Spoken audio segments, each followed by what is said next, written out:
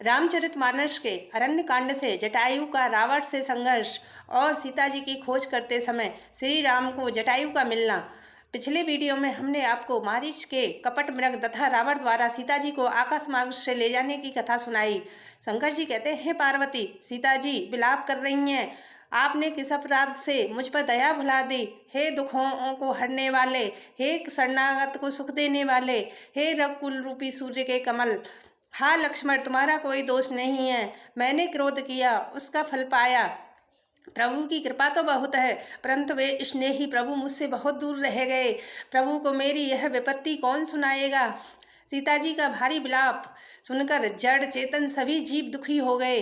गृद्धराज जटायु ने सीता जी की दुखवाणी सुनकर पहचान लिया, यह तो श्री राम की पत्नी है। यह नीच राक्षस बुरी तरह उन्हें लिए जा रहा है। जटायु बोला, हे सीते पुत्री, भय मत कर, मैं इस राक्षस का नाश करूंगा। यह कहकर जटायु क्रोध में भरकर दौड़ा, जैसे पर्वत की ओर वज्र छूटता हो।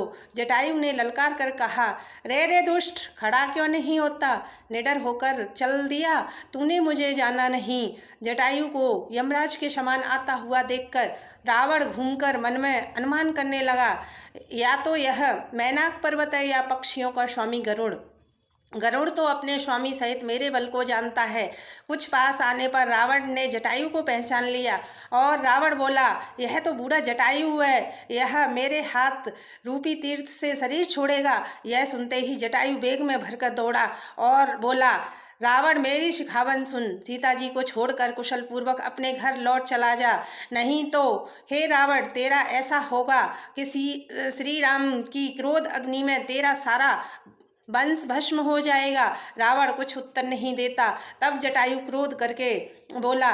जटायु ने रावण के बाल पकड़कर रस से नीचे उतार दिया। रावण पृथ्वी पर गिर पड़ा। जटायु सीता जी को एक ओर बिठाकर फिर दौड़ा। जटायु ने चोंच मार मार कर रावण को घायल कर दिया। एक घड़ी को रावण को मूर्छा आ गई। तब खिसियाए हुए रावण ने क्रोध भरकर अपनी भयानक कटार निकाली और जटायु के पंख काट डाले। जटायु श्री राम की अद्भुत लीला का स्मरण करके पृथ्वी पर गिर पड़ा। सीता जी को फिर रथ में बिठाकर रावण बड़ी उतावली के साथ चला। रावण को भय कम न था। सीता जी आकाश में विलाप करती हुई जा रही हैं। पर्वतों पर बैठे हुए बंदरों को देखकर सीता जी ने हरि नाम लेकर वस्त्र डाल दिया।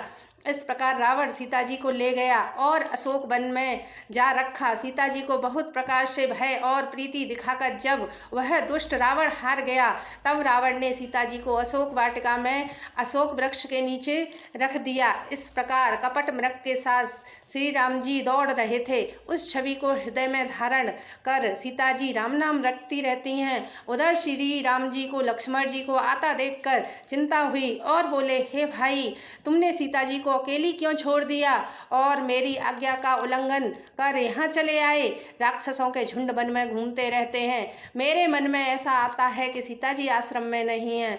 तब छोटे भाई लक्ष्मण ने श्री राम के चरण कमलों को पकड़कर हाथ जोड़कर कहा, हे नाथ, मेरा कुछ दोष नहीं है। लक्ष्मण सहित श्री राम वहाँ गए जहाँ गोदावरी के तट पर आश्रम था। आश्रम में सीता जी को ना पाकर श्री राम जी साधारण मनुष्यों की भांति व्याकुल होकर दुखी हो गए।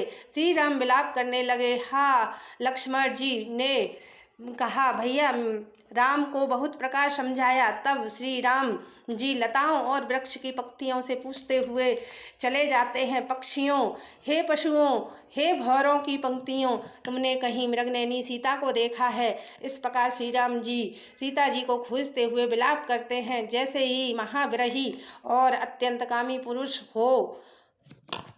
श्री शिवाय नमस्तुभ्यं।